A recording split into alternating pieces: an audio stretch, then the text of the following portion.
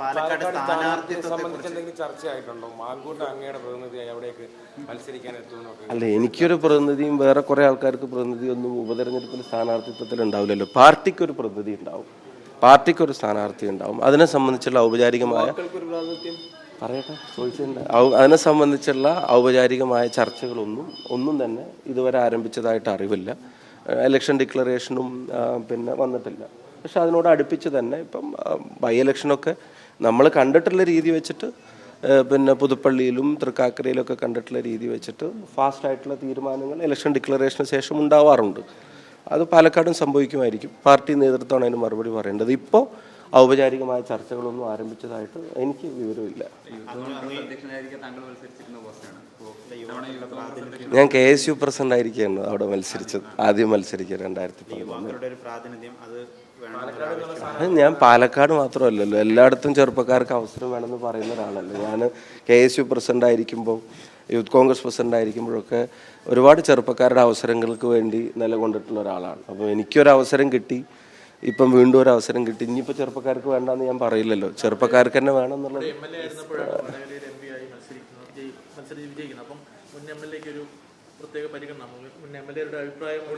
പിന്നെ എന്നെ അവിടേക്ക് അയച്ച സംവിധാനത്തിന് ആ പരിഗണനയുണ്ട്. എന്ന് വെച്ചാൽ പാർട്ടിയാണ് എന്നെ അങ്ങോട്ടേക്ക് അയച്ചത്, ഞാൻ തീരുമാനിച്ചതല്ലല്ലോ. എന്നാൽ ശരി, ഞാൻ പോയിരുന്ന പാലക്കാട് മത്സരിക്കട്ടെ എന്ന് തീരുമാനിച്ചതല്ലല്ലോ, പാർട്ടിയല്ലേ അത് തീരുമാനിക്കുന്നത്. അപ്പം എന്നെ അയച്ച പാർട്ടി ഉചിതമായൊരു തീരുമാനം പാലക്കാടിന് വേണ്ടി എടുക്കും.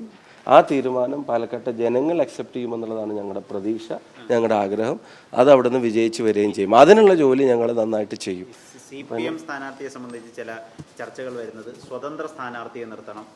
ആ സ്ഥാനാർത്ഥി ക്ഷാമം CPM-നുള്ളിലുണ്ടോ? അങ്ങ് 15 കൊല്ലം അവിടെ ഉണ്ടായിരുന്ന ആളല്ലേ. അതാത് പാർട്ടികളാണല്ലോ തീരുമാനിക്കേണ്ടത്. അവരുടെ സ്ഥാനാർത്ഥി ആരാവണം എന്നുള്ളത് അതാത് പാർട്ടികളാണ് തീരുമാനിക്കുന്നത്. ഇപ്പോൾ CPM സ്ഥാനാർത്ഥി ആരാവണം എന്നുള്ളത് ഞാൻ അഭിപ്രായം പറയേണ്ട വിഷയമല്ലല്ലോ, അതാത് പാർട്ടികളാണ് തീരുമാനിക്കേണ്ടത്. അവിടുത്തെ ഒരു പൊളിറ്റിക്സ് എന്താണെന്ന് വെച്ചാൽ അവിടെ പിന്നെ BJP-യെ പരാജയപ്പെടുത്താൻ കഴിയുന്നത് UDF-നാണ്. UDF സ്ഥാനാർത്ഥിക്ക് അത് സാധിക്കുകയുള്ളൂ.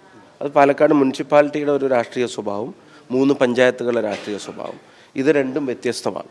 ഈ മുനിസിപ്പാലിറ്റിയുടെ രാഷ്ട്രീയ സ്വഭാവത്തിൽ പിന്നെ പലയിടങ്ങളിലും CPM-ന് ഒട്ടും സ്വാധീനമില്ല. പഞ്ചായത്തുകളിലേക്ക് വരുമ്പോൾ അവിടെ BJP-ക്ക് ഒട്ടും സ്വാധീനമില്ല. 2 മേഖലയിലും ജനങ്ങൾക്കിടയിൽ സ്വാധീനവും അക്സെപ്റ്റൻസും ഉള്ളത് UDF-നാണ്. അതുകൊണ്ട് തന്നെ UDF-ന് ആ സീറ്റ് ജയിക്കാൻ കഴിയും.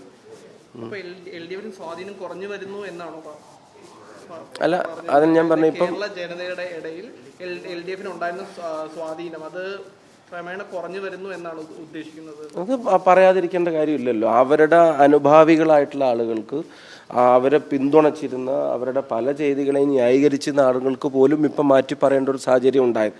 അത് സ്വാഭാവികമായിട്ടുണ്ടായതല്ല, അത് ഉണ്ടാക്കിയതാണ്. അത് സ്റ്റേറ്റിൻ്റെ ഭരണത്തിന് നേതൃത്വം നൽകുന്ന മുഖ്യമന്ത്രിയുടെ നേതൃത്വത്തിൽ തന്നെ എടുക്കുന്ന നയങ്ങളോടും സമീപനങ്ങളോടുമുള്ള എതിർപ്പാണ്. പ്രതിപക്ഷ നേതാവൊക്കെ പറഞ്ഞിട്ടുള്ളതുപോലെ ഇടതുപക്ഷം എന്ന് വിളിക്കപ്പെടാൻ കഴിയാത്ത തരത്തിൽ അവരുടെ നിലപാടുകൾ വലതുപക്ഷമായി മാറുന്നതിൻ്റെ ഒരു പ്രതികരണമായിട്ടാണ് അത് കാണുന്നത്.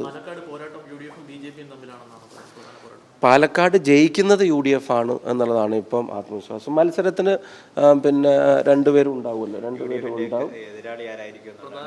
2 എതിരാളികളോടാണ് മത്സരിക്കുന്നത്. അത് പിന്നെ ആരെതിര് വന്നാലും ഞങ്ങൾക്ക് ജയിക്കാൻ കഴിയും. നിലവിൽ 2ാം സ്ഥാനത്ത് അവിടെ BJP-ആണ് കഴിഞ്ഞ തെരഞ്ഞെടുപ്പിൽ വന്നത്. അവരെ ഈ തെരഞ്ഞെടുപ്പിൽ അതിനേക്കാൾ ഒരു 3 ഇരട്ടിയെങ്കിലും ഭൂരിപക്ഷത്തിന് പിന്നെ ഇത്തവണ പാലക്കാട് പരാജയപ്പെടുത്താൻ കഴിയുമെന്നാണ് ഞങ്ങൾക്ക് ജനങ്ങൾ നൽകുന്ന ആത്മവിശ്വാസം.